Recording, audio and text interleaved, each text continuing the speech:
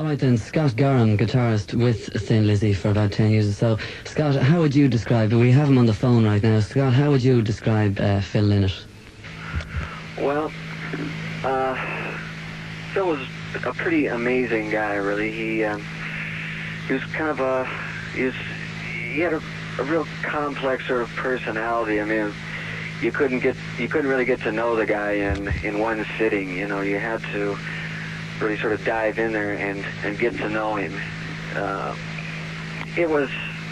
I say, he was a pretty complex guy. I mean, he was the visionary of the band. He was the focal point. He was the driving force of Thin Lizzy. What else can I say? You know, he was one of my best friends, and he's gone now. Well, Scott, like, I know it's not a difficult time, but if you could just sort of look back, say, about 10 years to the fact that pop music was becoming so sort of overladen with the Rod Stewarts and Elton Johns playing to 200,000 people and nothing else happening. Punk came along and did what it did. Why were Thin Lizzy, with Phil Lynott up in front, the only band to transcend all that, the only band to be accepted between 76 and 79 of, if you like, the old guard? Well, I mean, the people that you're talking about were, I guess a lot of them really enjoyed the idea of setting themselves up on the rock and roll pedestal and enjoyed really being, you know, that much above their audience, where we enjoyed just being who we were and having complete contact with everybody that we played with. I mean, every night that we came off stage, we would have people come backstage so we could talk to them and sign autographs or whatever they wanted. You know, we didn't really want it to be the aloof rock band. I think maybe that brought us a little bit closer to everybody. Yeah. And what about collaborations then? I mean, were you very happy to be involved even with collaborations with sort of a lot of the punk type musicians? I mean, some of the Sex Pistols, the Greedy Bastards, all that. Was I happy with it? Yeah, like, do you think that was a good time? It was good for Phil Lynott and good for yourselves? Yeah, I thought it was a hell of a lot of fun. You know, I mean, those kind of things were bands that were made up from a lot of other bands. You know, so it actually it got everybody out of their, like, Thin Lizzy bubbles or Boomtown Rat bubbles or Sex Pistols deals, right? I mean, we could all come together and play everybody else's music, and the pressure was off, and everybody would just have a good time with it, and the audience knew it, and we knew it, and it was just a great thing to do. You know, everybody had a good time with it. It wasn't important, you know, so everybody really had a good time doing it. In Thin Lizzy, towards the end of Thin Lizzy, I mean, it was a very definite ending because there was a final tour, a final live album and all of that. So within the last 18 months or 2 years, have you been following what Phil has been up to? Did you keep in touch with Phil? Oh, sure, yeah. No, I mean, when we broke up, you know, I mean, we were still the best of friends. I mean, it just broke up, I think, a lot of because of us being overworked and just a little bit too tired of playing the same thing over and over again, people wanting to go on to newer things. It wasn't because, you know, we hated each other or anything like that. So, yeah, I mean, I kept up on what Phil was doing. He kept up on what I was doing. And the other guys that came and went through the bands, you know, we've all, you know, pretty much kept in touch. It's not like the band quit and everybody just sort of forgot about each other. Yeah.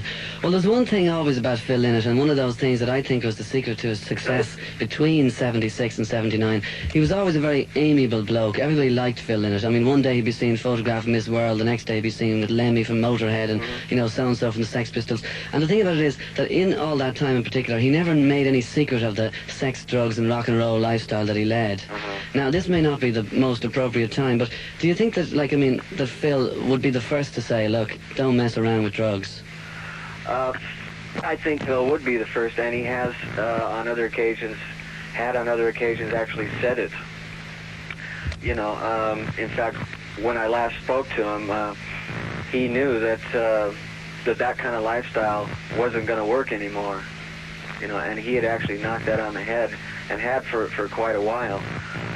So, I mean, that's why he was in such a healthy state when I last saw him. That's why this whole thing has come as such a shock to everybody, because he was in such good spirits, and he was in a good state of health.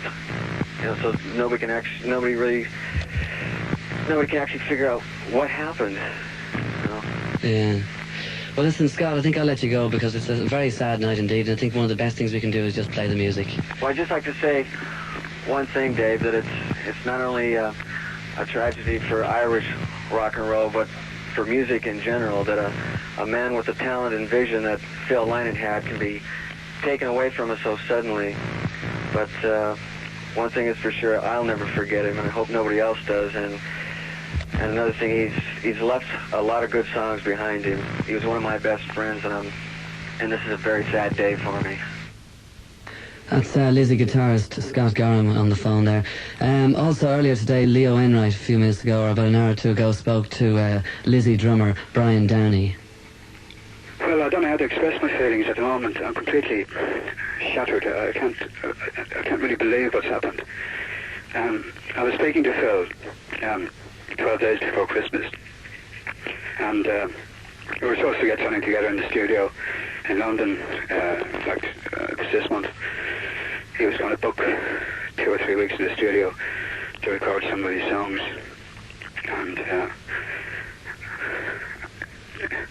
his record company wanted a new LP, and he asked me to play on the LP, so I said yes, of course. And he was fine before I left him.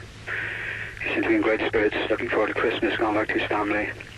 And he said to me at the end, he said, I'll see you in the new year, we'll have a good recording together. But I can't believe this happened. It's unbelievable.